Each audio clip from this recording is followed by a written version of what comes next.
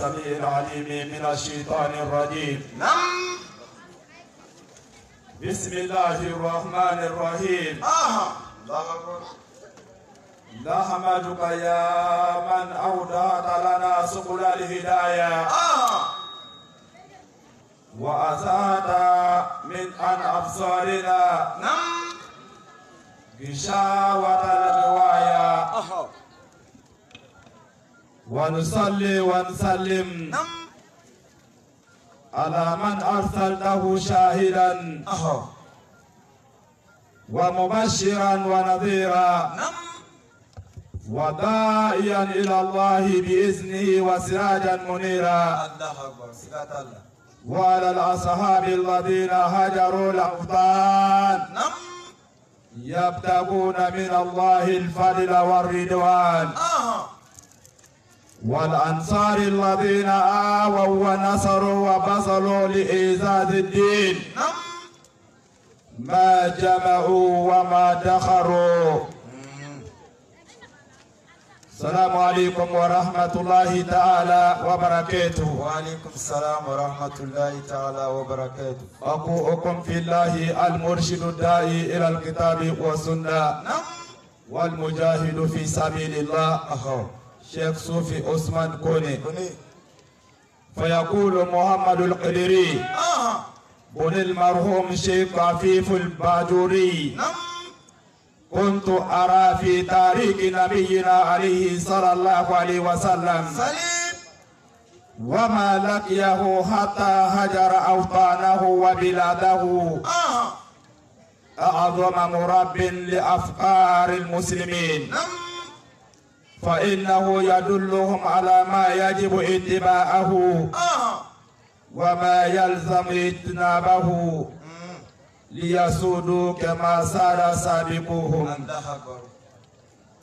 ولا سلام وبي على فوق على بركادا كاكلاكا على تانو على ميسونا كنينا يرا أنا كاكلاكا نينا يرا أنكنمانا كاكلاكا أيرا أتمالا أنكنما أنا شتيجلا أتمالا كاكلاكا فانسيريا أنكا ni ansiraka na ni kene ka ashiria oye ala ka fansiria doyi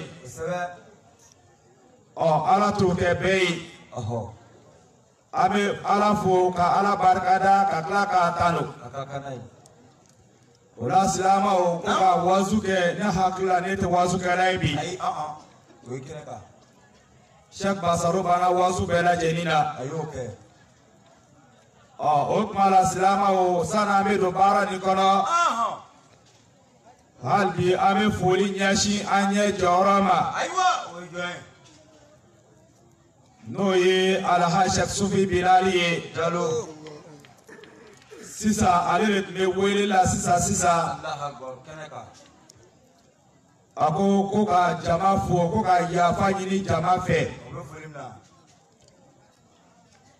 ka farikolo ma se ka yan sɔrɔ ko wallahi ko a bɛ ni an ye yan lahalaya bɛɛ lajɛlen na ko kɛrɛnkɛrɛnnenya la alimanba ani dugutigi o tuma ani nabaga bɛɛ ko ka yafa ɲini a ka muɲɛ bɛɛ kɛ o tuma ko a bɛ na nga mali be cogoya min na bi bɛɛ b'a kalama o tuma la o koɲɛw caman kalifani bɛ ale ma ale tun hakili la n'a banna a bɛ avion ta a bɛ taga jigin Abidjan ka boli ka i kun da yan kan nga mɔgɔ b'i ka laɲini kɛ ala min ka di ala ye ala b'o latigɛ k'a bɛ yafa ɲini bɛɛ fɛ a ye tɔgɔ dɔw ta n'an ko an bɛna tɔgɔ bɛɛ fana fɔ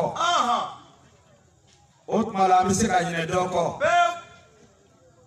a y'a ɲininka ko alimamiba bɛ yan wa n ko a bɛ yan sabu n'a ka représentant bɛ yan a bɛ yan ka tila ka ɲininkali kɛ ko imam Ghazali bɛ yan wa n ko a bɛ yan a ye mɔgɔ caman ɲininkali kɛ o cɛba ni an tɛ se ka ɲinɛ a kɔ sabu ale de y'an ɲɛw dayɛlɛ ka kulow dayɛlɛ ka senw di an ma o tuma la tasawufu kɔnɔ bi o tuma n'an ye foli di ale ma an bɛ tila ka nabaga bɛɛ lajɛlen fo ka tila k'an ka alimamiba fo ka dugutigi fo o tuma la an ka alimami minnu bɛ yan kɛrɛnkɛrɛnnenya la an ka kabila kɔrɔkɔ kabila Bagɔya an ka foli bɛ u ye ka tila ka foli di Wojina kabila ma ka foli di Worodugu kabila ma ka Maliyɛn kabila fo ka tila ka foli di Burukina kabila ma o la silamɛw o tuma la an ka sekuba n'o ye Abdulayi Takiyulayi o dencɛ ye a ka foli b'an fɛ yan a ka représentant fana bɛ kɛnɛ kɔnɔ yan Layi Yakuba Kabore Namani fila a ka foli bɛ yan a ka représentant bɛ kɛnɛ fana kɔnɔ yan o tuma an ka foli bɛ an karamɔgɔ ye n'o ye Alaji Nufo Jara ye san o san a bɛ n'an ye kɛnɛ kɔnɔ yan an ma ɲina o tuma la alimamiba yɛrɛ ka représentant kɔ n'o ye Imamu Adama Sangare a ka foli b'an fɛ yan ka ban ka foli di Muhamadu Konate ma n'o y'an karamɔgɔ ye Imamu Gazali Dawudu Kone ninnu bɛɛ ka foli b'an fɛ kɛnɛ kɔnɔ yan an ma ɲina an karamɔgɔ Abdulayi Magane a ka foli b'an fɛ yan an ka Sarifu ka bɔ o tuma la fɔ Kabakurumaso a ka foli b'an fɛ yan Bazirakaw Bɛfila Banjayi Bijala Wuruta o tuma la ka taa se Bezaka Zanzra Kwezra Banufila Jiwule o tuma la ka se Bawulufila Dɛma Mahamudu i ka foli bɛ yan o la an bɛ ban ka foli kɛrɛnkɛrɛn k'a di o tuma an faso mɔgɔw ma n'o ye o tuma la Tɛngɛrɛlakaw kɛrɛnkɛrɛnnenya la an yɛrɛ fadugu n'o ye Bɛɲɛso ye minnu bɔra So kana minnu bɔra Abidjan minnu bɔra Daloa minnu bɔra Buwake o tuma la bɛɛ ka foli bɛ yan an bɛ tila ka foli di o tuma la ne yɛrɛ an balimamusow ma an kana sɛriba ka bɔ San Petro a n'an ba tɔgɔma min nana u ka foli bɛ yan ka se an kɔrɔmuso Sali Bakɔrɔ ani Kaja ka bɔ fɔ Tɛngɛrɛla bi ka taa se Mama ma u ka foli bɛ yan an bɛ tila ka foli di Tanti Zɛnɛ balimamuso minnu nana ka bɔ Daloa u ka foli bɛ yan an bɛ ban ka foli fana di Tanti Labe ye o tuma la u yɛrɛ u ka somɔgɔw fana ma u ka foli fana bɛ an fɛ yan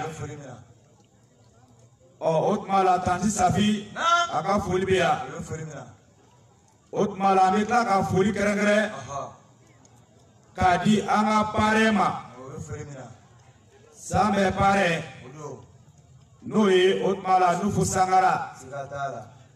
an ma ɲina o tuma la an ka parrain fana kɔ n'o ye Abdul Ba a ka foli bɛ yan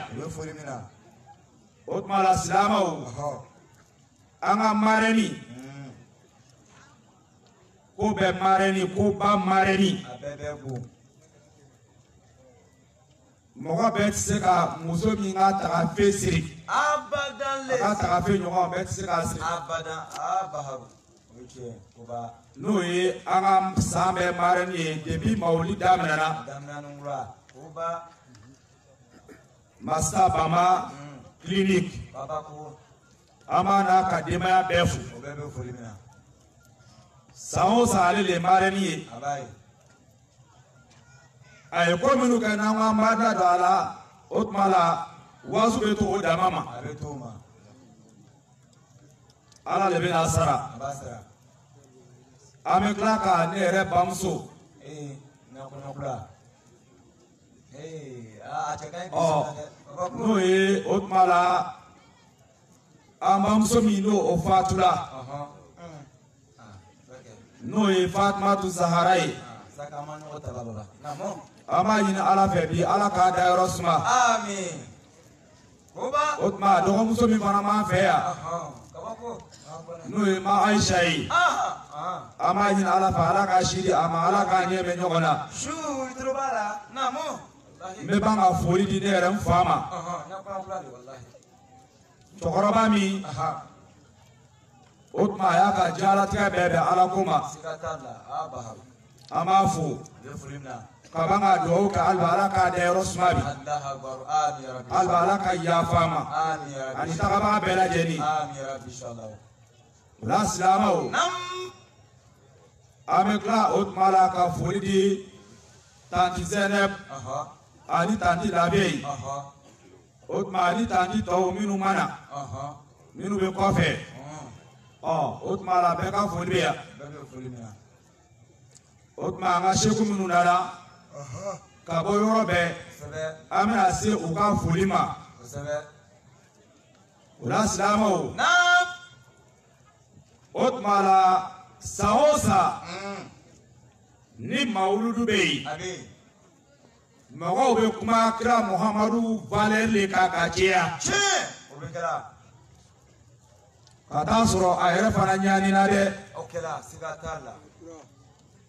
an ka sanluwa alimami Imam Adama Kɔnɛ i ka foli bɛ yan dɔ fotɔ a bɛ ban dɔ la nka a y'a to an ka ɲɔgɔn fo n'an ma ɲɔgɔn barika da an tɛ se ka ala barika da da tɛ se ka se bɛɛ ma nka an k'a to an ka kelen kelen dɔw ta o la silamɛw kira Muhamadu sallallahu alaihi wa sallam an b'a ka hɛrɛw de fɔ ka caya ka taa sɔrɔ cɛ n'a sɛgɛnna dɛ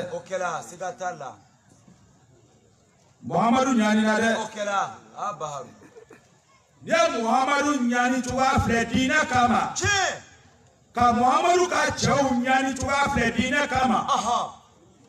ka u jangata cogo filɛ diinɛ nin kama ka na anw ye o diinɛ fana kɔnɔ bi o b'anw bolo bisantigi t'an kɔ bamurutigi t'an kɔ walahi kamana bɛ tila k'a ban tuguni o la silamɛw kira Muhamadu diinɛ kama a gosila fo k'a dala ɲi kari ani magankaw ye ka taa kɛ Maka a ma ɲɛ Maka a ye Maka t'u ye ka boli ka taa Madina o tuma u tilala ka wuli ka taa kɔ Madina magankaw de taala kɔ u tun bɛ déplacer ka taa kɔ n'ala y'a ye magankaw bɛ labɛn na ka na ala b'a lasɔn Muhamadu magankaw bɛ k'a labɛn kɛ i kama i labɛn i k'u kunbɛn u bɛ sɔrɔ ka ɲɔgɔn sɔrɔ cɛ kɛnɛ kan a sɛgɛnna dɛ mɔgɔ min bɛ baba yan i k'a tigi kɛlɛ yan k'a tigi kɛlɛ yan k'a kɛlɛ yan a b'u la ka bɔ yan ka yan tu ye ka taa Daluwa i bɛ tila k'i labɛn k'i bɛ taa kɛlɛ Daluwa n'a ma bɔ k'i kunbɛn jugulen na a ye ɲɔgɔn sɔrɔ yen n'i y'a kɔn ka bɔ Daluwa a bɛna taa mini tuguni donc kama o ɲani kama silamɛya kɔnna ka don farafinna yan silamɛya kɔnna ka don farafinna dɛ jamana bɛɛ Maka kɔfɛ ma commerçants fɔ minnu tun bɛ taa o tuma la Sami ka taa sanni kɛ u silamalama nka silamɛya ka bɔ Maka kɔnɔ ka t'i ba sigi yɔrɔ la o tuma la Maka kɔfɛ a fɔlɔfɔlɔ ye farafinna de o de kama n b'a fɔ ten ngo farafina silamaya ka kɔrɔ ni Madina ta ye. Pa wallahi ya furanya masika tala de. Parce que hijira kɛla ka na farafina fɔlɔ. O kɛla. K'a sɔrɔ Madina hijira ma kɛ. Tiɲɛ ayi fiyo. Ka silamɛw kora n'u ka diinɛ ye. Ka na farafina yan. Éthiopie. Habasha. O tuma k'a sɔrɔ silamɛya ma se Madina fɔlɔ. Nka komi anw farafinw yɛrɛ k'an yɛrɛ bɔ da la o. Ni silamɛya donna yɔrɔ minnu la joona n'o yɔrɔ bɛ fɔ farafina tɛ fɔ a la. Ya kuma fɔ dɛrɛ o ye tiɲɛ jo. Aw yɛrɛ bɛ tila k'an dɔn ko an ka fara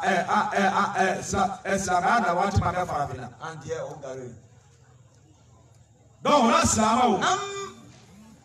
O tuma cɛ min ye kitabu nin bɔ a tɔgɔ de bɛ Muhamadu Kidiri.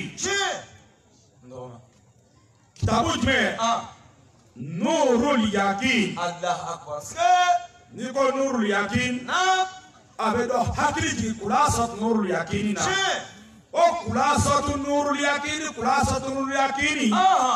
taara kitabu min kɔnɔ n'o kitabu yɛrɛ de tɔgɔ ye ko Nurul Yakin. Allahu Akbar. O bɔbaga ale ko ale bɛ sigi ka filɛli kɛ. A bɛ sigi a bɛ jate minɛ. An ka kira Muhamadu sallallahu alaihi wa sallam a ka taarikuw la a ka histoire la a ko ale bɛ sigi ka filɛ ani ala kira ka ko minnu sɔrɔ ko minnu ka kira Muhamadu sɔrɔ nin diinɛ laseli kama silamɛw ka bɔ a yɛrɛ ka mɔgɔw fɛ ka bɔ a yɛrɛ ka mɔgɔw fɛ waati min a y'u wele ka taa tiɲɛ ma waati min a y'u wele o tuma la ka taa ala kelenmatiya ma o tuma la silamɛw nka Muhamadu ka sabali bonyana k'a gosi k'a dalaɲi kari o cogoya kelen na a nana bilen ka se yɔrɔ la fo Muhamadu y'a faso to yen k'a ka dugu to yen dugu min n'o ka bon o tuma la ni dugukolo yɔrɔ bɛɛ lajɛlen ye n'o ye Maka ye o la silamɛw o tuma la o de bɛ e ni ne la kana ka hakili dɔ di an ma ani mɔgɔ minnu tugulen bɛ an ɲɔfɛ ko silamɛya tɛ se ka kɛ ten a bɛ taa tasuma de kɔrɔ a tɛ taa lafiya la o la silamɛw ni karamɔgɔw sera ka nin kun i n'a fɔ Muhamadu y'a kun cogoya min na o tuma la i b'a ye mɔgɔw yɔrɔ ma bɛna janya ka bɔ fɛn ma ala k'an fara ka an bɔ min ma o tuma mɔgɔw bɛna fɛn baara ala k'an lasu k'an da min baara la n'o kɛra anw bi silamɛw n'an sera k'o kɛ an yɛrɛ fana bɛ kɔrɔta silamɛya bɛ kɔrɔta silamɛya bɛ fanga sɔrɔ i n'a fɔ cogoya min na o tuma la ala kira ka sahabaw ye fanga sɔrɔ cogoya min na an yɛrɛ fana bɛ fanga fana sɔrɔ ten mais silamɛw n'i y'o silamɛya filɛ bi ka anw silamɛdenw filɛ k'anw silamɛ cɛkɔrɔbaw filɛ k'anw silamɛ musokɔrɔbaw filɛ silamɛya hinɛ bɛ don i la a hinɛ bɛ don i la parce que an banna nin ma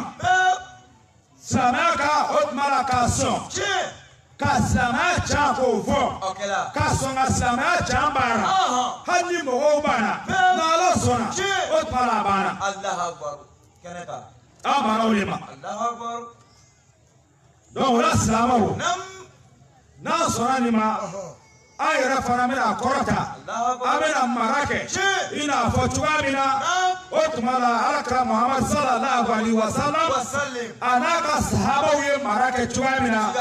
an yɛrɛ fana bɛ mara fana kɛ ten o la silamɛw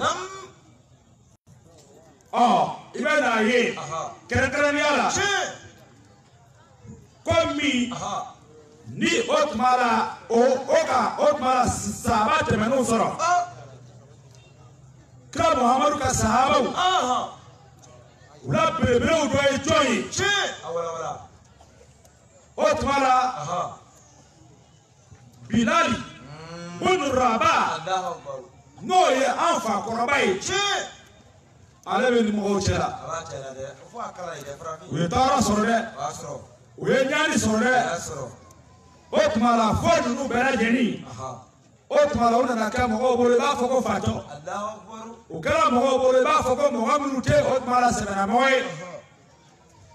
mɔgɔ minnu tun bɛ tɔɔrɔ da kira Muhammad sallallahu alaihi wa sallam a n'a ka sahabaw ka kuma la sunya la fa awwaluhum wa ashadduhum Abu Jahal Umar bin Hisham fɔlɔfɔlɔ ani min ka jangata tun ka jugu o de tun ye Abu Jahali n'a fɔra Abu Jahal i bɛ silamɛ ba kɛmɛ ɲininka bi ale b'a fɔ dɔrɔn Abu Jahili ale yɛrɛ hakili la k'o de y'a tɔgɔ ye Abu Jahili t'a tɔgɔ ye dɛ cɛ ni tɔgɔ de ye ko Umar bin Hisham Umar bin Hisham kafiriya kɔnɔ a tun kanu de mɔgɔw fɛ olu Umar tɔgɔ fila de tun bɛ yen Umar bin Khattab ani Umar bin Hisham u fila bɛɛ ye cɛfarin ye u fila bɛɛ lajɛlen u bɛɛ ye cɛfarin ye awɔ u fila bɛɛ lajɛlen ye kabako ye tɔɔrɔ nana wara silamɛw la ka se yɔrɔ la fɔ Ala kira y'i tɛgɛ fila jan ko Allahumma a'izzal islama bi ahadi umarayn a ko Ala n bɛ fɛ i ka silamɛya bonya n bɛ fɛ i ka silamɛya kɔrɔta n bɛ fɛ i ka silamɛya dawula o tuma ni Umar tɔgɔ fila dɔ la kelen Umar bin Khattab wa Umar bin Hisham lɔntigɛbaaw ko duwawu bɛ kɛ don min na a don k'a sɔrɔ Umar bin Hisham n'o ye Abu Jahili ale tun dalen bɛ a disi de kan normalement silamɛ tɛ da i disi kan cɛ nka lɔntigɛbaa dɔw ko muso ka disi kan lali o ka fusa muso ma ni muso ka kɔkan dali ye nka ni cɛ b'i da cɛbakɔrɔ o tuma na e b'i mako bɛ lɔnni na e t'i da i kɔnɔbara kan ka i da i disi kan cɛbakɔrɔ i bɛ da i kinibolo kan n'o ma nɔgɔya i ma i ja n'i y'i ja ni min fɛn fɛn bɛ tɛmɛ o bɛ ci y'a faamu donc o kama Umar bin Hisham n'o ye Abu Jahili ale tun dalen b'a disi de kan so nka Umar bin Khattab ale tun dalen bɛ a kɔ kan nɔrɔ nana ka na don Umar bin Khattab disi la k'a don a sɔn na dusukun an bɛ dusukun kanu tɛ dusukun y'a faamu nɔrɔ nana don a dusukun na o dusukun ni donc nɔrɔ sigila yen tumana min na nɔrɔ sigila yen o tuma nɔrɔ nin ye dusukun lami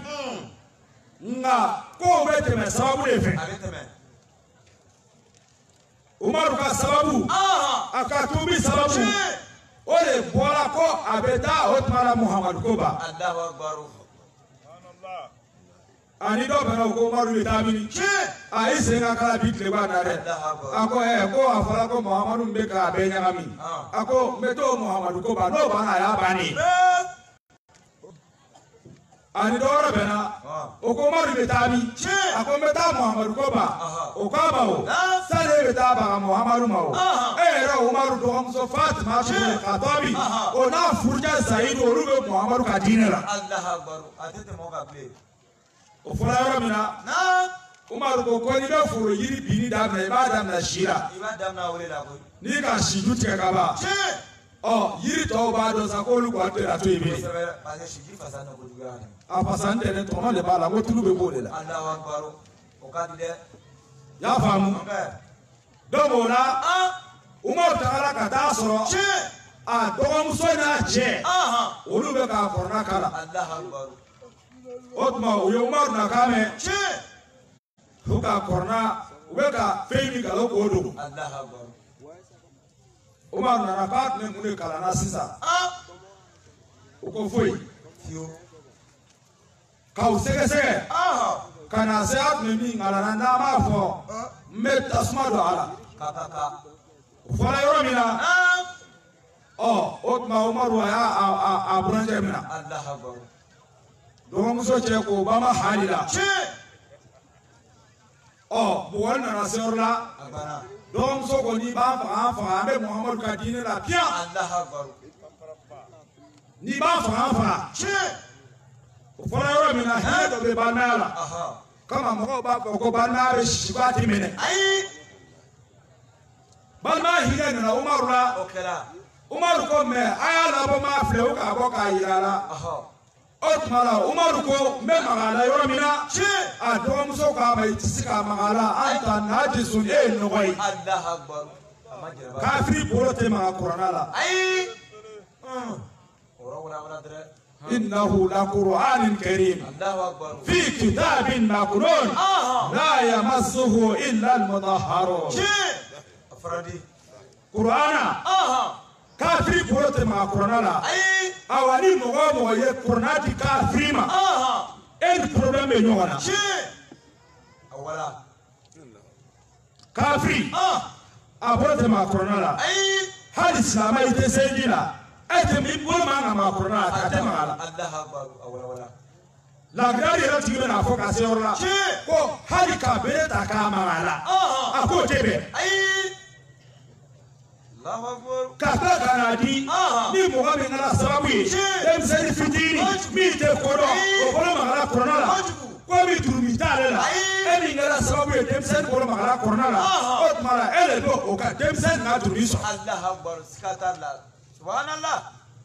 mɛ bi o kuranna kɛra an bolo tulonkɛ fɛn o kama fɔlɔ cɛkɔrɔbaw olu tun tɛ kuranna di mɔgɔ ma dɛ o tun b'a sɛbɛn walaga de kan ka aya kelen walima aya fila o b'a sɛbɛn walaga kan k'a d'i ma ni baara o kalanna k'o dɔn o tuma na o bɛ dɔ wɛrɛ sɛbɛn k'a d'i ma n'i b'o dɔn o bɛ dɔ wɛrɛ sɛbɛn o tuma la n'i nana commencer k'a i yɛrɛ faamu hali n'i ka mɔgɔw nana kɔrɔnaba d'i ma kɛmiri d'i ma karamɔgɔcɛ bɛ a fara k'a kurakura tigɛ i ɲɛna i ni min ka kan a t'a dafali d'i ma dɛ i ni min ka kan a b'o d'i ma nka bi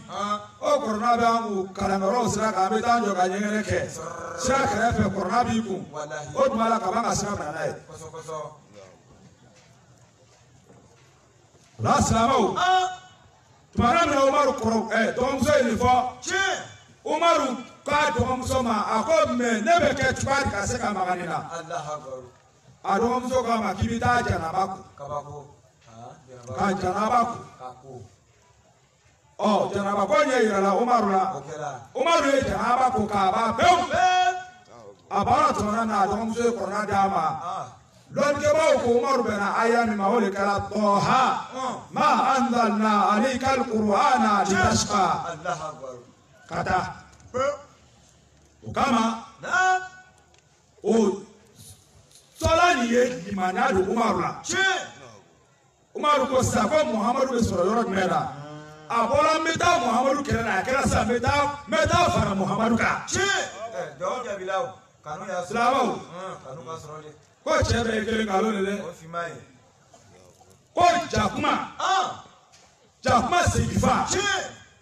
wara den kelen ka fisa n'a ye Allahu Akbar siga t'a la baba siga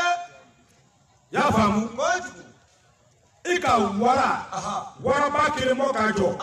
wali ka jakumani kɛ ka bon fa a segifa tɛ dɛ jakuma kɛ ka bon fa ni wara kelen bɛ bɔ la wara kelen bɛ ka bon ni jakumani kɛ ne ka bon fa Umaru ale de ka silamɛw kɛ fɛn ka fɛn 40 ale ka silamɛw dafa 40 kabako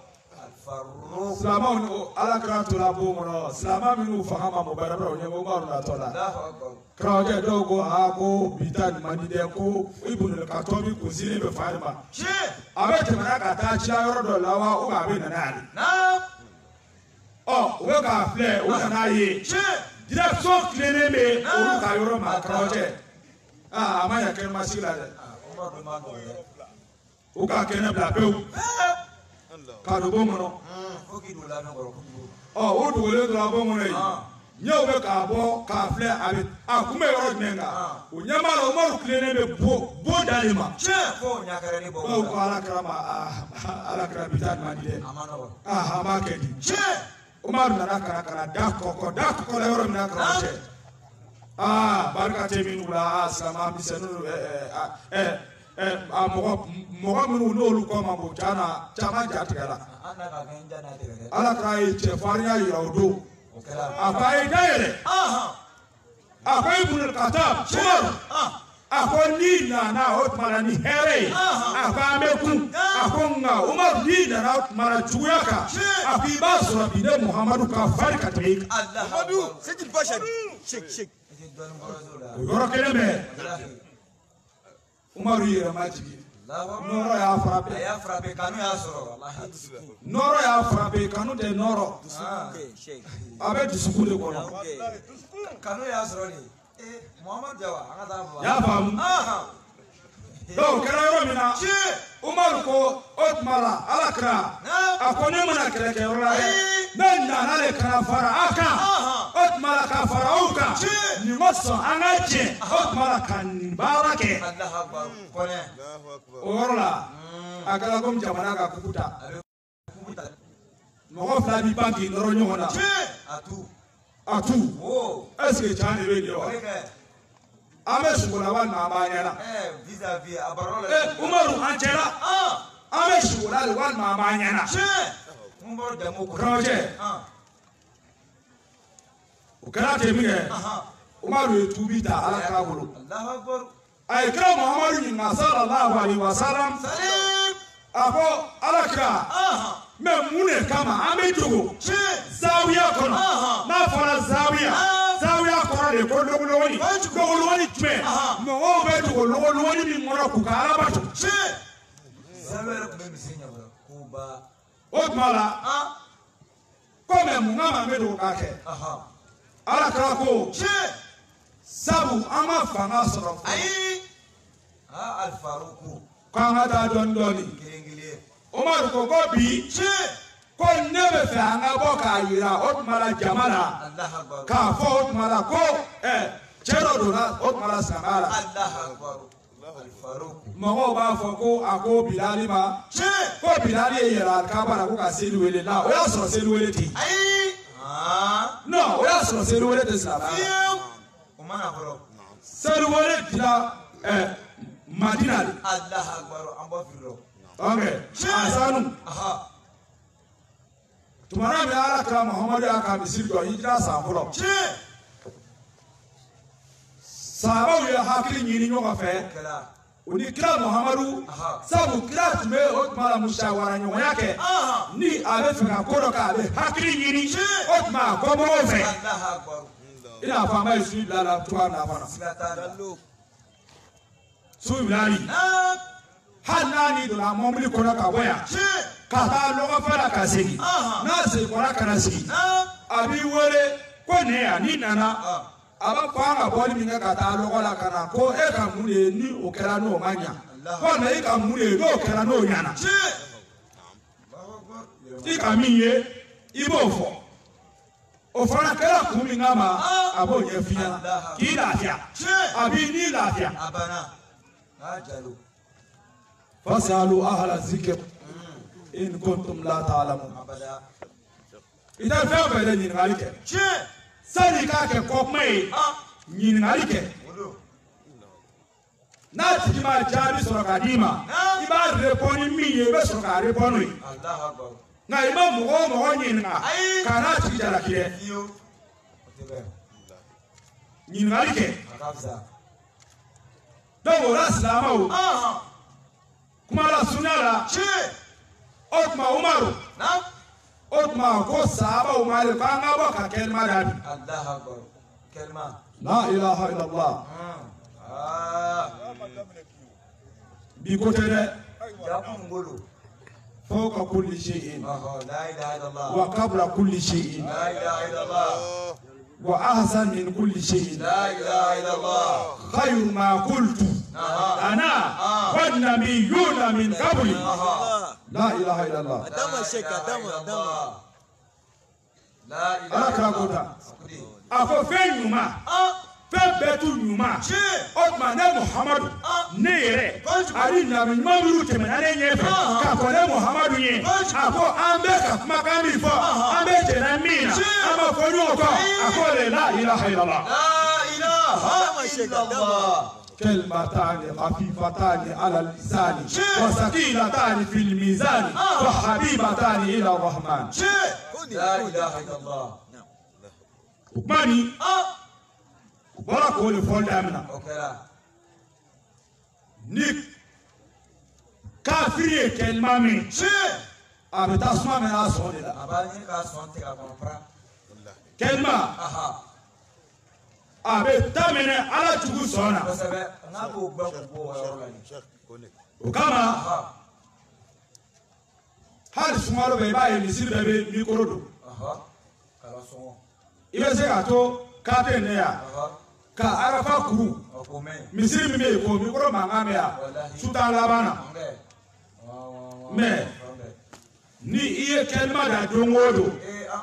mɔgɔw b'a f'i ma sɔgɔmada fɛ e y'i jɔ ka kɛlima da don tilama fɛ mɔgɔw b'a f'i ma k'i t'a tɔ tɛ ala ko ye ko nin ye mɔgɔ tɔɲɔ ye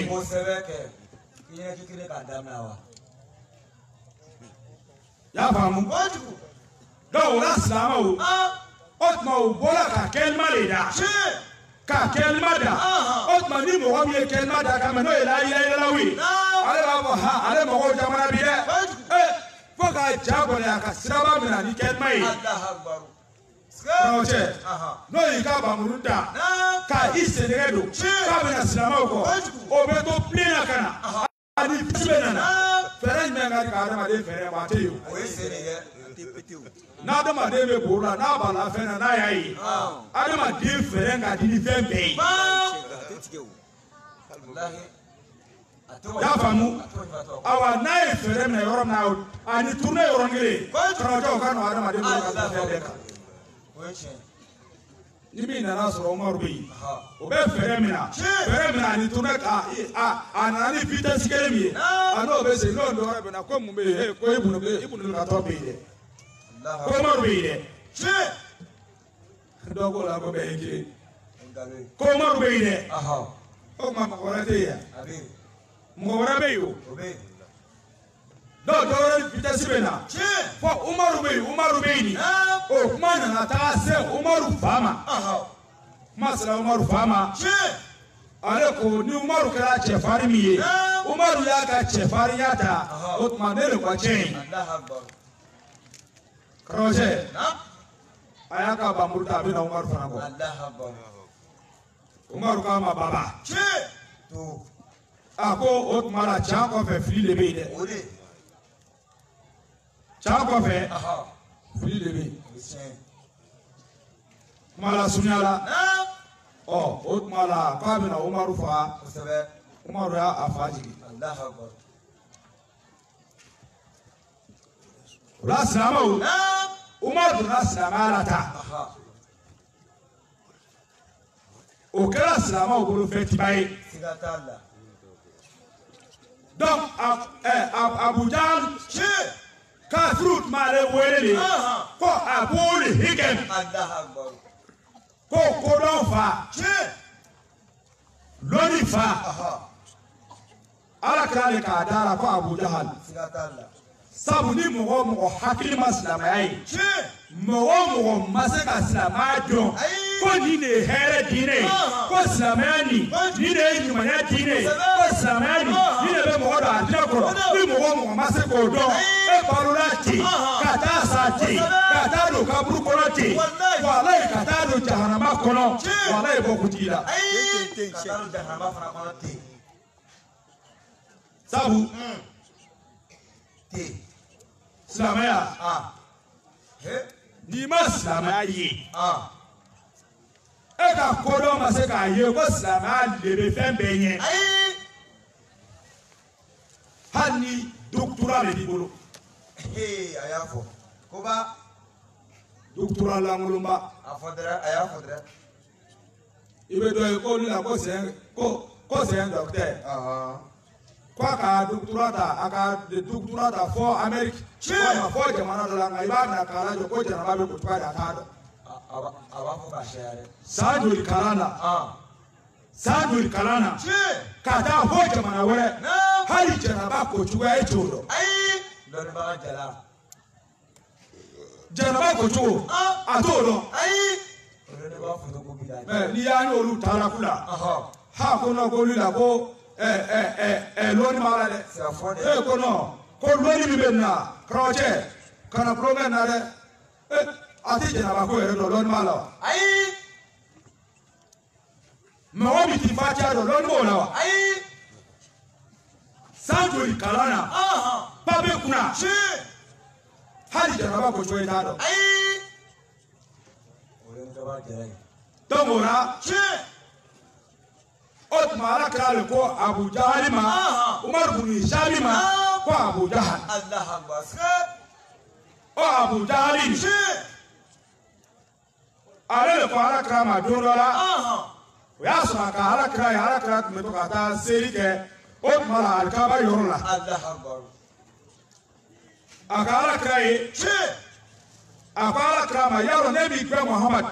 Ne de m'a f'e ma k'an ka nin ye nin yɔrɔ nin ne a bɛ yen wa. Yanha abdan iza sɔnba. Ala ko ne kibaruya mɔgɔ la. Mɔgɔ min bɛ mɔgɔ ye seli la yɔrɔ dɔ la k'a tigi gbɛn k'o kana seli. A da sira kuma ma. Ka mɔgɔ gbɛn seli yɔrɔ la. O la silamɛw Abu Jahali de ye nin kɛ. Ala k'a ko a ma. A ko e b'a fɔ k'i bɛ ne labagabaga wa. Sanpɛrɛ ka kɔnɔni min fan tɔɔrɔ. Sanpɛrɛ ka kɔnɔ min fan ci. Est-ce que marifa mankan b'o kɔnɔni jatigɛ wa. A b'i jɔ k'a ma kɔnɔ de dɛ. Sanpɛrɛ jigila kɔnɔ min fan kan. K'a tɔɔrɔ kɔnɔdenni bɔra a kɔnɔ. N'i nana marifa cɛ o kɔnɔdenni kulo kɔrɔ. A bɛ dɔn k'i filɛ yen dɔrɔn fo k'i pilasi. A bɛ dɔn k'i filɛ dɛ. Sira t'a la. Tɛ taa yɔrɔ si. A b'i jɔ ni k'i filɛ. N'i bɛ mɔɲɛ wɛrɛ ɲini o ɲini. O ɲini wa n'a faga. Abu Jahali k'o la Muhamadu i bɛ nin fɔ ne ma. Ka taa sɔrɔ ne de ka gere jama. Ne ka gere. Ni n ko n ka gɛrɛnamɔgɔw k'i minɛ. Hali ne tɛ ne ka gɛrɛnamɔgɔw bolo bɔ. K'a nin fɔbaaw bɛ yen bi. Sira t'a la. Ok n'a donna dɔɔnin dɔ cɛ. Ko ne ka bɔ n bɛ tu. Ni n k'u y'i minɛ hali t'u bolo labɔ. Ala k'o de la. Fali yadu nadiya. A ko Muhamadu a f'a ɲɛna k'a k'a ka gɛrɛnamɔgɔw wele. A fɔ ko a k'a ka jama wele. Sanadugu Zabaniya. A ko ne Ala bɛna Zabaniya ta mɛlɛkɛw. Karamɔgɔcɛ Zabaniya taw ni e kɛlen ka ɲɔgɔn sɔrɔ karamɔgɔcɛ a ti nɔgɔya dɛ.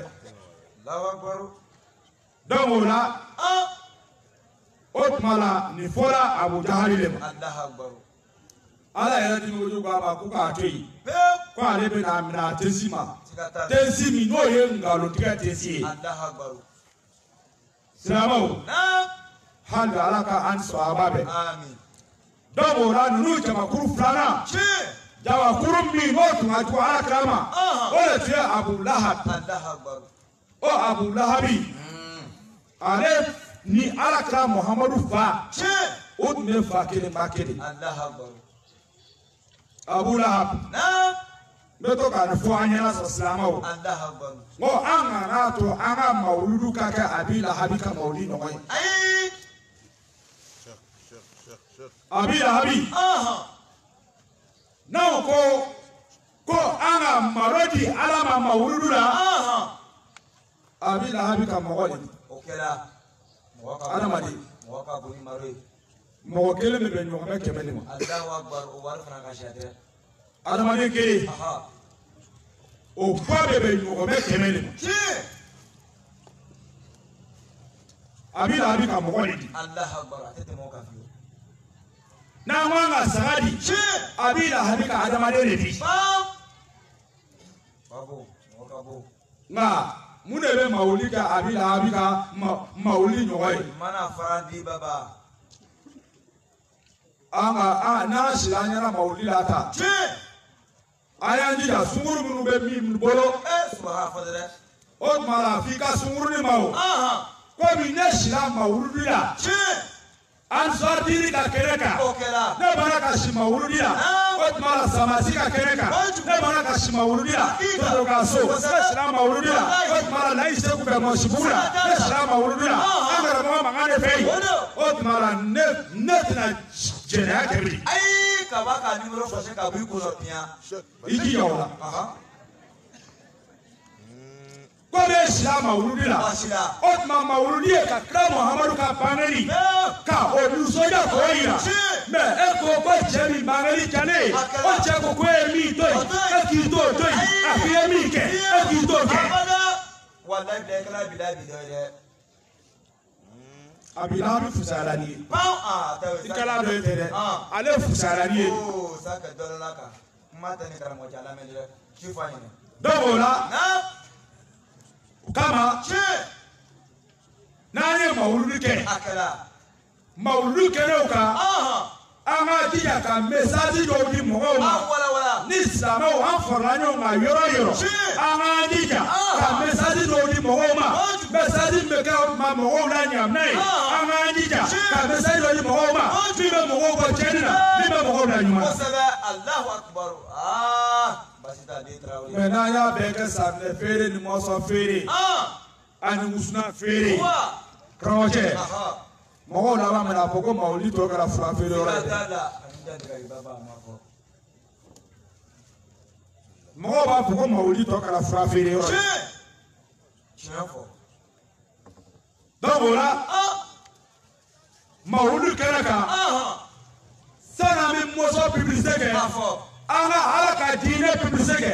sani an bɛ safunɛ promo kɛ an ka Ala promo kɛ. Ala promo. Ani diinɛ promo.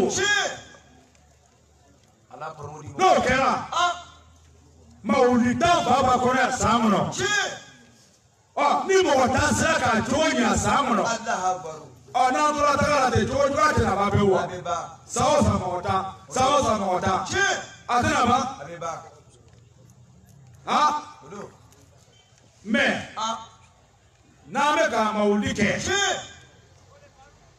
foyi ti k'a bɔ tiɲɛni na o tuma la dɔw ka mawuludi bɛ kɛ Abi Lahabi ka mawuludi ɲɔgɔn ye. Abi Lahabi o tuma la ale tɔgɔcɛ de tun ye Abudulayi ye kira Muhamadu fa o tun ye Abi Lahabi tɔgɔcɛ ye. Abi Lahabi fatura. A fɔ Abudulayi fatura k'a sɔrɔ a muso n'o ye an b'a Aminata ye a lasitɔ bɛ kira Muhamadu la n ko nin fana kɛra problème dɔ ye dɔw banna Ala kira la nin kama parce que Abudulayi tun ka di mɔgɔw ye ka tɛmɛ. Ablaye tun ma ka di dugu kɔnɔ n'i y'a ye i bɛ ɲɛ b'a fɛ n'i k'a ye i b'a kan a ka di bɛɛ ye ko kabini kɛrɛnkɛrɛnni tigɛra ta a ka di bɛɛ ye parce que Allahu wahidun wa Muhammadun wahidun n'i ko Ala ye kelen ye Muhammadu yɛrɛ tɛ fila ye dɛ Muhammadu yɛrɛ ye kelen ye kelen bɛ a kelen b'a a fa la a fa ma den wɛrɛ sɔrɔ a kelen bɔ a kelen b'a ba la a ba ma den wɛrɛ fana sɔrɔ a kɔ a kelen bɛ yen Ala k'o kɛ ka Ala kira sanuya de parce que dɔw bɛ kɛ mɔgɔba ye i b'a sɔrɔ a tigilamɔgɔ a balima dɔ bɛ yen o man ɲi mɔgɔw bɛ balima nin ka juguya ta k'a kɛ ka mɔgɔba nin lagosi Ala ma sɔn o tuma la balima ye sɔrɔ kira Muhamadu la mɔgɔw b'a fɔ ko min bɛ jɔlɔ min na karte kɔnɔ walima min bɛ kalaw min na karte kɔnɔ walima k'a dɔgɔjɛ dɔ dɛsɛra kurusi kan ko k'a jigin a bɔra ka karte kɔnɔ donc o kama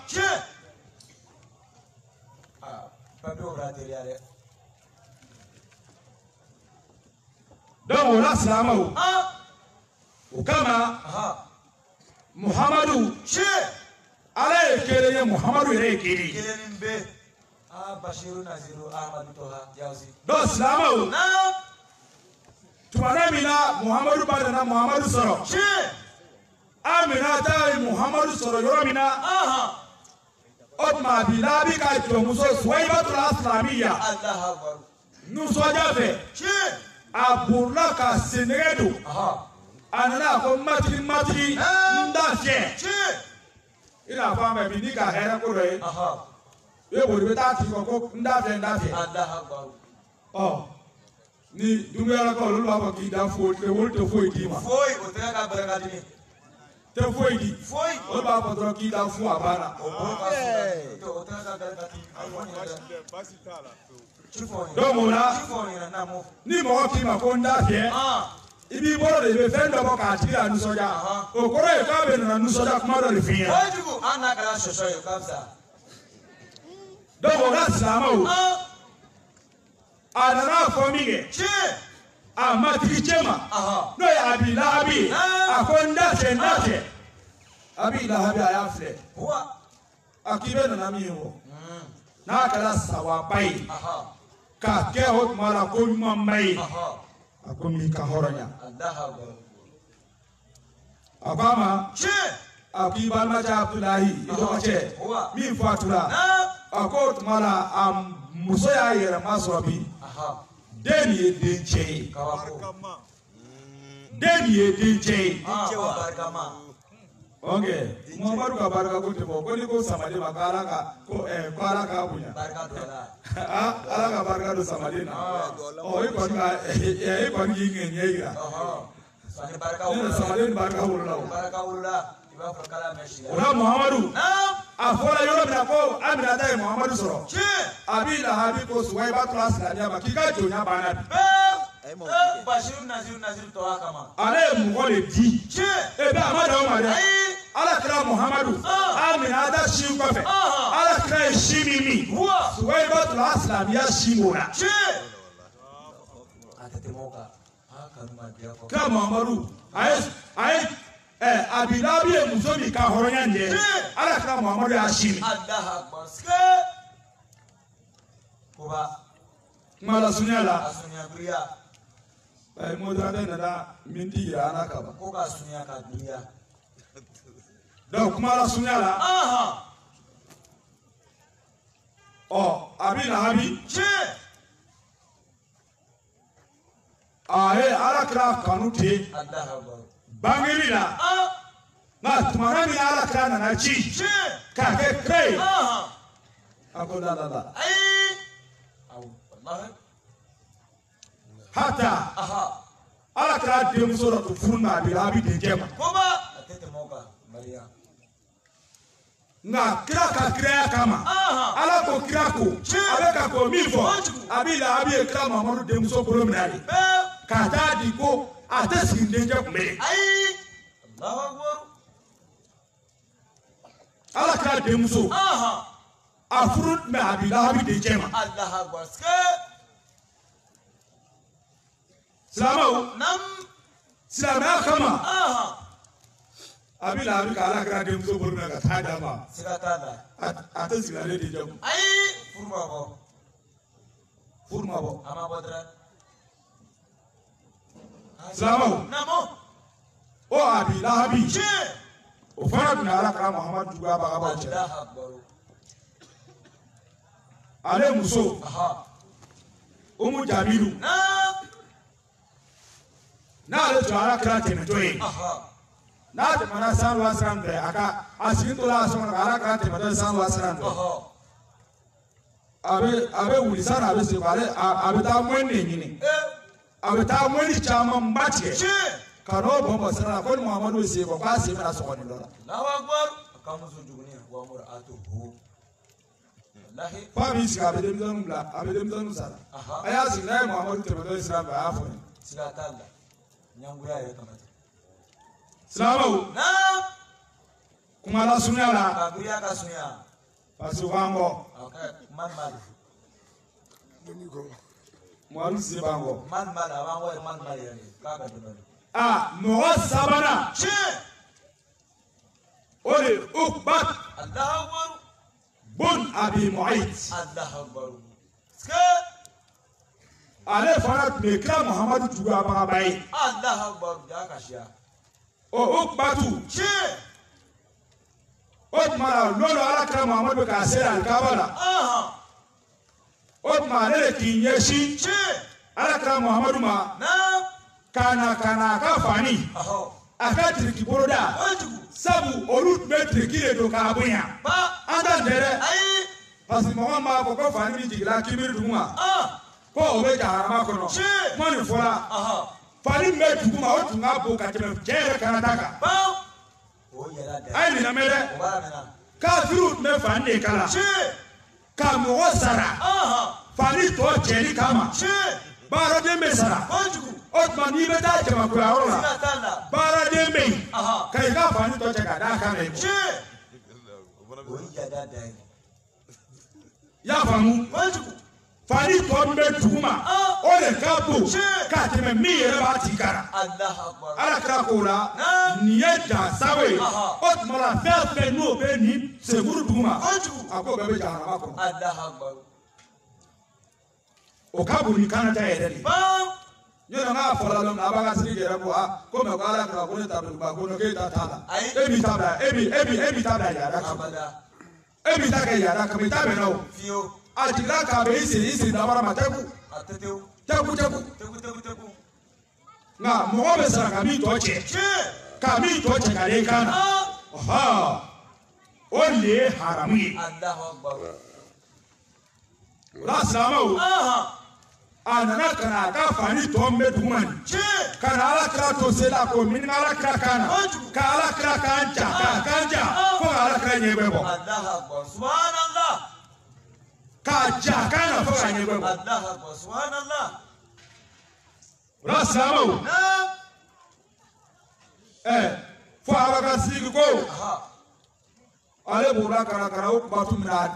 a dakɔnɔna fila ma Tiɲɛ. k'a taro k'a lafili Allahu Akbar. ko a taqtuluna rajula aw bɛna cɛ de faga Tiɲɛ. cɛ min ko Naam. rabiyallah a ko ne tigi de ala ye a bɛ n'o faamu n'a ka mun a la Allahu Akbar. a faga kun silamɛw Naam. ko ka taa sɔrɔ cɛ nana aw ma ni ko bange ninnu de kɛnɛ kan Allahu Akbar. a nana ka min yira a la a subɛyɔrɔ bɛ komi a tilefɛyɔrɔ Kojugu. a subɛyɔrɔ o b'i komi a tilefɛyɔrɔ Allahu Akbar. o la silamɛw ni jamakuru Tiɲɛ. o naaninan o ye jɔn ye o de ye Umayya ibn Khalaf Allahu Akbar. kuma la sunya la Naam. ka taa se Asi ibn Wa'ila ma Tiɲɛ.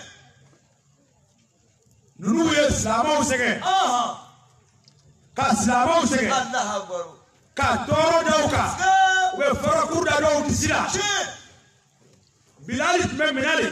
n'o y'an fakɔrɔba ye i ka dɔn Bilali tun ye farafin de farafinya tɛ kɔlankolon ye dɛ o Bilali nin hali sini fajari bɛ nana nin ye n'i ka fajari seli wele bɛ kɛ k'a ban pewu n'i ma Bilali ka kumakan fɔ a la mɔgɔw tɛ na misiri la ko dɔ b'i dala de ko sɔrɔ a tuma wele fɔlɔ sɔrɔtu jɔn de k'a don seli wele la ko Bilali farafin an fan bɛɛ ma cɛ b'a ka fɔ ale de ko farafinya ye mɔnɛ ye Bilali de ko o tuma seli wele la don dɔ ala kɛra dalen a ko a salatu khayrun minan nawm a ko seli ka fisa ni sunɔgɔ ye ala kɛra ko nin fana ɲana la dɛ nin fana ɲana la dɛ a tora seli wele la ten hali a b'a la farafin ka hakilina hali arabu b'a fɔ a n'a kulo bilen n'a m'a fɔ a y'a se tama dafa ba o la o lɛri sera a bɔra kɛ papiye fila a juguyara ni fila yɛrɛ ye ayiwa a fɔ ko i sangi bɛ tigɛ donc o la silamɛw k'a yira a la ko an bɛ silamɛya min na nin cɛ dɔw ka silamɛya ta tasuma de la cɛ dɔw ye silamɛya ta tasuma la ka silamɛya ta ni bamuru ye dɔw fan tɛɲɛra dɔw fan tɛɲɛra dɔw den tɛɲɛra dɔw yɛrɛ ka so cila k'a ban pewu silamɛya kama o b'e bolo bi e k'o kɛ kulonkɛfɛn ye mɔgɔ min sen bɛ histoire nin b'a bila histoire kunkurunin a man jan donc o la silamɛw an k'an jija ɲɔgɔn kɔ kuma ɲɔgɔn sɛgɛsɛgɛ an k'a dabila ɲɔgɔn kɔ kuma n k'o de fɔ i ma min faamu ɲininkali kɛ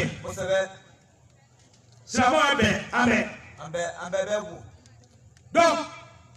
cɛkɔrɔba dɔ tun bɛ yen cɛkɔrɔba n'a ye denkɛ 3 sɔrɔ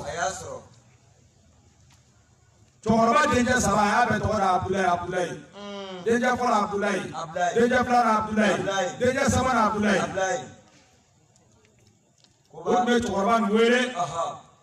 ko Abadi la Abudulayi y'u fa daden 3 bɛ Abudulayi cɛkɔrɔba saya nana ka na cɛkɔrɔba sɔrɔ tuma min a y'a ye a bɛna fatu cɛkɔrɔba k'i dalen to denkɛ 3 sigi a k'u 3 wele a ko Abudulayi Yaris Abudulayi Yaris Abudulayi la Yaris a ko Abudulayi bɛ tiɲɛ da Abudulayi bɛ tiɲɛ da a ko Abudulayi tɛ tiɲɛ da u 3 bɛɛ tɛ tɔgɔ Abudulayi a ko Abudulayi bɛ tiɲɛ da o ye Abudulayi fɔlɔ ye Abudulayi dɔ wɛrɛ bɛ tiɲɛ da o ye Abudulayi filanan ye a ko Abudulayi tɛ tiɲɛ da mais o mɔgɔ 3 Abudulayi jumɛn de bɛ tiɲɛ da Abudulayi jumɛn tɛ tiɲɛ da cɛkɔrɔba de ma mɔgɔ fana yira cɛkɔrɔba banna na cɛkɔrɔba y'a ka lahara taga kɛ cɛkɔrɔba fatura tuma min na cɛkɔrɔba fatura o y'a sɔrɔ cɛkɔrɔba a y'a den 3 nin bɛɛ a y'u bɛɛ to kalan na u bɛɛ ye kodɔnbaga ye u bɛɛ bɛ se ka ko ɲɛnabɔ cɛkɔrɔba a fatulen den 3 ko mɛ Abudulayi jumɛn de tɛ tiɲɛ da kɔrɔnin ko ne kɔni tɛ o caman yɛrɛ ko ne kɔni tɛ o fitinin fana ko ne kɔni tɛ o bɛɛ ko k'u b'a ta u k'o la sisan k'u bɛ taa kititigɛla fɛ u ka waati susi k'u bɛ taa susi fɛ ko o tuma la Abudulayi min tɛ tiɲɛ da min kan ka tiɲɛ da ko susi bɛ n'o f'u ye u tora tagala o mɔgɔ 3 o bɛ taa la susi fɛ o ni cɛ dɔ tagala ɲɔgɔn fɛ o cɛ ka ninnu mɔgɔ 3 ɲininka ko n ka ɲɔgɔmɛ tununa k'an ma ɲɔgɔmɛ dɔ ye yan o 3 bɛɛ ko an ma ɲɔgɔmɛ ye o ko min an ma ɲɔgɔmɛ ye kelen nana i kan do ko cɛkɔrɔba k'i ka ɲɔgɔmɛ ɲɛ kelen cini la a ko cɔ ko yɛrɛ de a ko an ma ɲɔgɔmɛ ye Flana ni kando. Ko chokoroba. Ika nyuame asegele ma diminawa. Chokoroba ko choko yere ni. Akama nyuame.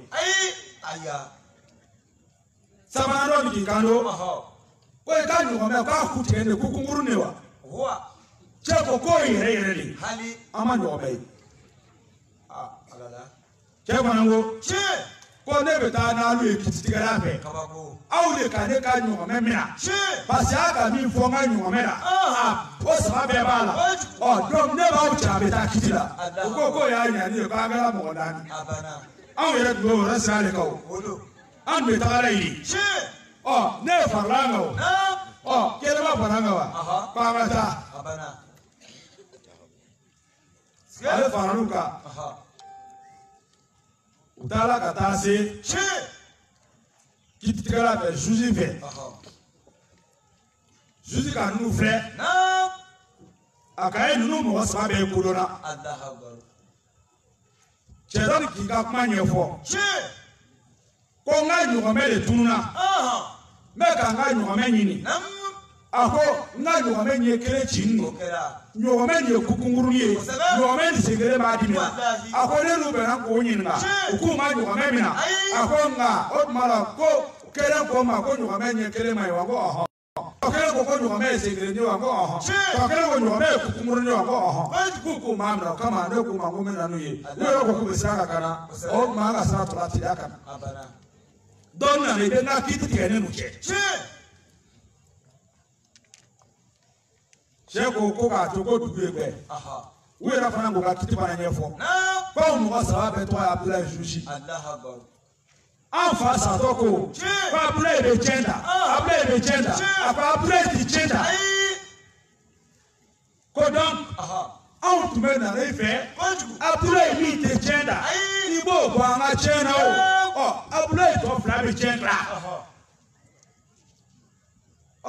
ko ale fana ka i yɛrɛ fana i kunkolo karatɔ nara ana kana ko kama an kɛra mɔgɔ naani juge ko k'o mɔgɔ saba bila yɔrɔ kelen na bon kelen kɔnɔ o tuma la ko k'u bila yɔrɔ kelen donc ka cɛ dɔ bila a ta danna ka mɔgɔ dɔ bila ko sigiye ninnu jate minɛ mɔgɔ saba ni jate minɛ u bɛna fɛn o fɛn kɛ u bɛna fɛn o fɛn fɔ ni i y'a bɛɛ tu sɛbɛn ni dugu gbɛrɛ i y'a bɛɛ tu rapport kɛ n ye ka sɔrɔ ka wari di dɔ ma k'o ye taa buru san ka na di ninnu mɔgɔ saba ma o tigi taara buru san ka na buru nana min kɛ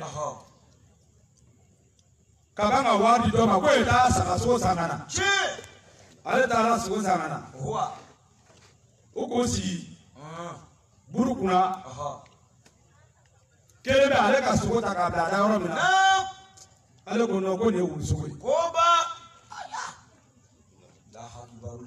ko juge taara wulusogo san ka d'a ma cɛ k'o nɔti tɔ kelen ka buru filɛ ko buru nin muso min ka buru nin labɛn muso lasirtɔ de buru nin sanna muso lasirtɔ de muso kɔnɔma de ka buru labɛn cɛ fana ko o fana sɛbɛn dɔw ni k'i sigi ko walayi ko su in tɛ halala ye cɛ k'o fana nɔti dugu nana gbɛ juge ko sani n bɛna n da don aw ka kuma na a ko mun de kama aw ko k'an ma cɛ ka ɲɔgɔnmɛ minɛ mais défaut minnu bɛ cɛ ka ɲɔgɔnmɛ na aw de k'o défaut fɔ kelen kelen o ko juge ma min ko ɲɛ kelen de ko e ka a ɲɛ kelen y'a dɔn cogoya de tigi ma ɲɔgɔnmɛ ye a ko juge ma ko non ni ɲɔgɔnmɛ bɛ dumuni kɛ ɲɔgɔnmɛ min ɲɛ fila bɛɛ ka ɲi ko a bɛ dumuni kɛ fan bɛɛ fɛ a tɛ yɔrɔ to yen n'a y'a dun a b'a dun i tɛ bin sɔrɔ yɔrɔ si a ko nka ko ni k'a ye ko ɲɔgɔnmɛ ka dumuni kɛ fan kelen fɛ ko a ɲɛ ma min ye na k'o de n'a ɲɛ ye fɛn o fɛn k'a b'o dun ko a ye kote mi kai anga dumuni kanye fangre ni me dumuni fa don be ko le kama ko nga do kanye kele ni Allahu akbar sigatalla ko nga nda ko le do manda ko dumana ai yugo ke ka te be krefe okela ko flana ko ka lo to ari ko no be singre ni e de ko ma no me ai ale banango ko no me fa mi mala barka mi mala ni no me be ta ma du ko ka ki ba se nani be nyoi akoma ko ni ka no me se saba nyoi bokola ki ba do ka singre ni ba di Allahu akbar ko nga nda fo le fo sushi manda fo dumana ai ko mi e mi ko akuteni kata soro e ko ke mai e ka nyo me na ku kunguru nyalo tuaji ale ko ni nyo me be boke o ma na so la akukala kai kukala matike ako akukala be a bo se ako ma ko ya bo to ne yoro mele nyonga ama yereke ko akuteni Allahu akbar ko nganda fo le fo manda fo tumona abada juli ko chen ma kuta numi ka no ram ale ka kiti bana to ta sa able me be chenda able me tata adama sheik kenge salamo na anga na seka ba kede ai o mai kana fo ki be ble mo no do le bu ko wala ka ta soro che re yoro be li jula ngolo nga fo ka bi bi ka do ka kursi parani la mo wala ya to chenye we subhana lazi kursi de la fio ki bi bi ka do ka kursi parani ko ira mo wala niki be na mi mo na mi za ono yo do kama hamini yere le bui che choro ni yere ebe na kedi o mala yere bedi wajuku ire ni ngalumbe wallahi me joro ire la mo tatu ni alache ai obo na la che joro ire la da ramano kabuma hasib nafsaka kabla an yuhasibaka Allah che ire kun kan tibo ire kun jati sanna to arabena o mai kan tibo che alo mano kode me na usila gera na bi korofoni ni muso fila ka ɲɔgɔn sɔrɔ ɲɔgɔn fɛ sira kan b'a damina o tuma soda la fɔ lɔgɔ kɔnɔ o tuma la komi u tɛ n'a sera mɔgɔ kelen ma k'u sera lɔgɔ la o tuma la denw ka kuma bila yɔrɔ min na ten tɔ a b'a fɔ ko n'i ma ne ye ma kɔnɔ dɛ n'a banna a b'i jɔ lɔgɔ fɛ da la k'a b'a kɔnɔ takisi tɛ ta la bilen ni takisi tara o bɛ kɔn ka se so kɔnɔ kuma min kan ka fɔ nin ni takisi tara o bɛ na se so kɔnɔ ka sɔrɔ ma ban dɔw u b'a ta sen de la sisan u ka a bila yɔrɔ min na wala a da bila yɔrɔ kɔrɔfɔli wala a da jɔ yɔrɔ min na u bɛ tila ka kɔrɔfɔli wala a da ta yen ayiwa muso sani so kɔnɔ a cɛ ko ba a di muso ma kelen-kelen o ka se a bolo a bɛ di bɛɛ ma kelen-kelen ko wa donc o la an ka jɔyɔrɔ n'an yɛrɛkun ye ko muso kelen da koyi an yɛrɛkun an ka jɔyɔrɔ n'o ye n'i sara ala bɛna t'i ɲininka i yɛrɛ ta de la ala ko tilka ummatin qad khalat ma kasabat wa lakum ma kasabtum wala tusaluna amma kanu ya'malun Allahu akbar awar sakan biya bahar e bɛ k'a fɔ ko jama min k'a kɛ tan e bɛ k'a fɔ mɔgɔ minnu k'a kɛ tan a ko olu ni o tuma olu ka min kɛ o bɛ na ɲininka o de la e yɛrɛ ka min kɛ e bɛ na ɲininka o la a ko olu tɛ na ɲininka e ta na dɛ ibo dɔn kojugu wala i ka min kɛ i bɛ ɲininka o de la ayiwa Ibnu Traore a fɔ donc silamɛw susi ye a ka sɛbɛnnikɛbaa ɲininka a y'a ɲininka a ko n'i bila sira k'i ka kunnafoni ɲini ninnu fɛ a ko yala i ye kunnafoni sɔrɔ wa cɛ ko ko n ka kunnafoni dumanw sɔrɔ a ko ko fɔlɔ ko di ko sogo min sara k'a d'u ma ko fɔlɔ ko o ye wulu sogo de ye k'a karaka a ko k'an k'o kuma jɔ fɔlɔ a ka mɔgɔ ci ka taa sogo sanna min fɛ ko ne ka mɔgɔ min ci ka na n ka dunanw ka sogo san e fɛ su la ko i ka sogo jumɛn feere o ma cɛ ko tiɲɛ na ko saga tun dɛsɛra ko ne ka wuluni dɔ bɛ na ko fa ko sogo labɛn ko k'o feere ko tiɲɛ na ne na dogo ma juge kulubali cɛ jo t'a la dɛrɛ juge ka cɛ dɔ ɲininka ko mɛ e kɛra cogoya di k'a dɔn ko nin ye wulu sogo ye a d'a ma kelen kelen cɛ ko sogo tɔ saga sogo k'i b'a sɔrɔ kɛn bɛ sanfɛ bu bɛ duguma ni kɛn bɛ k'a la ko mɛ ko wulu sogo ko k'e bɛ kɛ bu ni ɲɔgɔn cɛ de ni ɲi b'a la i ɲi bɛ bu sɔgɔ a ko i ɲi bɛ taa bɛ kɛ maa ni ɲɔgɔn cɛ a ko o kama ko n t'a fɔ n t'a fɔ juguman na a ko e k'i jɔ kɛrɛfɛ yan a ko dɔnni ko di ko faama ko buru min sanna ka d'u ma ko muso kɔnɔma de ka buru den a ka mɔgɔ ci ka taa buru dilanna fɛ u taara buru dilanna filɛ ka taa ye can yɛrɛ yɛrɛ la a bɛ ɲini ka se jigili ma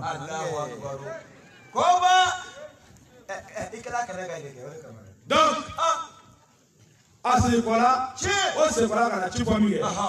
a ka o tuma la min y'o kuma fɔ a ko fana ɲininka mɛ e kɛra cogoya di k'a dɔn ko muso kɔnɔma de ka buru labɛn a ko non ko buru ko mɔgɔ bɛ buru tun de la de a ko ni muso lasiritɔ tɛ n'a bɛ buru labɛn k'i b'a ye k'a fan bɛ tu dafa la ko nka ko n'a lasiritɔ de n'a ko a b'a labɛn k'a kɔnɔ tɛ se ka munumunu ka ɲa k'i b'a ye ko buru kɛra fankelen ye donc ko minɛ k'a ye buru nin kɛra fankelen ye ko o de kama ko n ko muso kɔnɔma de ka to yen ko n t'a fɔ juguman ko ne cɛ a ye gato kɛ ka ɲa dɛ silamɛw u ko la kɛrɛfɛ faama ko sabanan ko di cɛ k'i je a ko sabanan ko di parce que ale ɲɛ b'a la fila min ka min bɔ o bɛɛ kɛra cɛ ye tɔ fila ka kuma bɛɛ kɛra cɛ ye dɔ nin de ko juge tɛ halala ye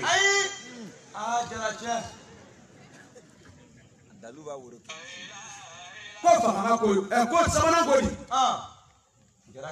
cɛ k'i je a ma se k'a fɔ k'i daje a ko n'i m'a fɔ a m'i faga koyi ni cɛ ko a b'a fɔ a tɛ se k'a fɔ juge nana fɔ ko bɔn n b'i ɲininka a b'a fɔ hali n'a bɛ taa bɛn ne ka ɲamadenya de a ko ko cɔ ko juge ka bolo a jara cɛ ye ko cɔ a ko yɛrɛ yɛrɛ de fɔ jara minangana a y'a bara waro k'a ko yɛrɛ de fɔ juge ka mɔgɔw lalɔ k'a taa so kɔnɔ a b'a ɲɔgɔn fɛ a ko n ma a ko n ye kiti dɔ tigɛ bi a ko nin kameleni saba u ye kuma o kuma fɔ a kuma bɛɛ bɛnna sen ma a kuma bɛɛ kɛra jan ye a ko fɔ kuma laban nana ka na jɔ min kan o de ye nin ye n'i m'a fɔ a ma i bɛ faga dɛ ma can fɔ muso sɔrɔla k'a fɔ ba sɔrɔla k'a fɔ a ko cɛ ka min fɔ a ko can a ko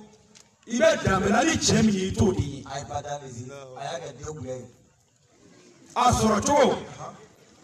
o tuma la a sɔrɔla k'o fɔ o tuma juge ɲɛna juge fana senkɔrɔ ka na a ɲɛ bilenlenba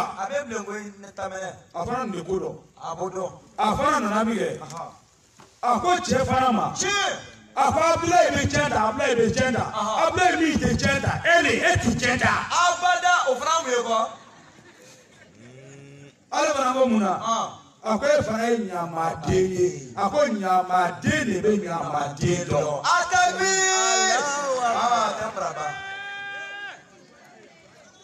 ka karaka silamɛw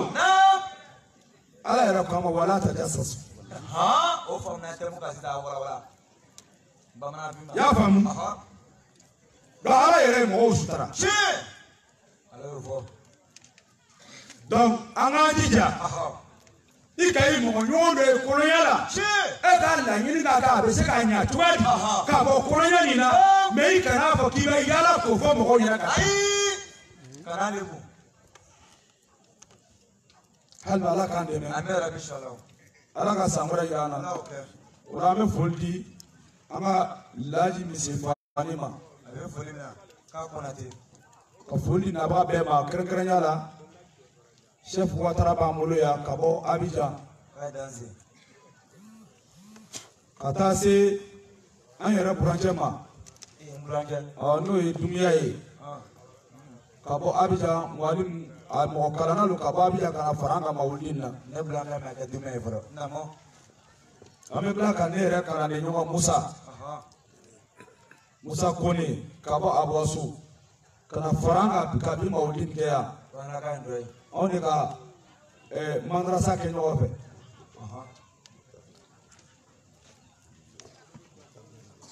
o la an bɛ foli di an ka Mugada ba ma ka bɔ 8 kilo la Mugada Mokhtar Breba an bɛ foli d'a ma n'a ka délégation ka bɔ 8 kilo la hali bi ala ka hinɛ an ka Mugada Ahmad Kabore la hali bi ala ka yafa ma hali bi ala ka hinɛ an ka Mugada Ahmad Kabore la hali bi ala ka yafa ma ala ka hinɛ an ka tagaba bɛɛ lajɛlen na an tɛ ɲinɛ an ka cɛkɔrɔba kɔni n'o ye Mori Jara ye hali bi ala ka hinɛ Mori Jara la a n'a ka musokɔrɔba ala ka hinɛ o la a n'a ka musokɔrɔba ala ka yafa o ma a n'an ka tagaba bɛɛ an bɛ foli di a ka denbaya ma ka tila ka foli di an ka cɛkɔrɔba ma n'o ye Laji Ismaila Sangare ye depuis Deja Fila an ka Deja Fila représentant fana bɛ yan Salifu Jalo Dirisa Jalo an ka foli b'a ye Lasina Koro Kofibilen Koro Gbaka Fila an ka foli bɛ bɛɛ lajɛlen Bagayogo an ka foli b'a bɛɛ ye o tuma la an bɛ tila k'an ka sekuba fo Sheikh Doso ka bɔ Buwaki Sheikh Yaku ka bɔ Abuasu Sheikh Nu ka bɔ Dibo Julabugu la Sheikh Abdul Aziz ka bɔ Noye Sheikh Ishaka ka bɔ Abo Seres Sheikh Salifu ka bɔ Dalwa an ka foli bɛ ninnu bɛɛ ye Sheikh Kone ale ma dogo mɔgɔ ma Sheikh Isu ale fana ma dogo mɔgɔ ma an ka Sheikh Abdala fana a n'a ka délégation bɛ yan ka bɔ Isha an yɛrɛ an ka tanti Fatumata an karamɔgɔ Jɔnba Sise olu bamuso fitinin dɔgɔmuso a yɛrɛ fana wulila o tuma la bi fɔ Isha ka na don yan su na ko f'a bɛna ko ka na a den ka kɛnɛ filɛ an b'a ɲini ala fɛ u nana hɛrɛ la ala ka bɛɛ segin hɛrɛ la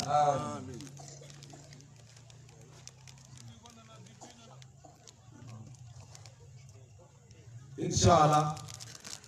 an bɛ foli bɛɛ lajɛlen ma Sheikh Alassane bɛ yan Sheikh Alassane ka bɔ Abobo Bukavu Sheikh Zimo Sheikh Dumiya Zipro an ka foli bɛ bɛɛ ye Walu Sise yɛrɛ bɛ yan ka bɔ Ma inshallah donc an bɛ foli di an yɛrɛ an fana ka sababu fana ma n'o ye ala Sheikh Sufi Konate a yɔrɔ ka jan o de kama a ma se ka yan sɔrɔ an b'a fo don bɛɛ lajɛlen na hali bi ala k'o mɛn an ye hali bi ala k'o mɛn an ye donc o la silamɛw a kana kɔrɔtɔ bi sɔgɔmada in na fajari seli kɔfɛ yaasi kalanna siɲɛ 200 ani siɲɛ 36 a ma kɛ mɔgɔ kɔ a kɛbaga caman bɛ yan an banna o la ka daraka kɛ k'a sɔrɔ ka kurana siɲɛ 1 ani dalayilu siɲɛ 2 duwawu ma kɛ tile fɛ an ka duwawu bɛɛ de bila ka sufɛla ma kɔnɔ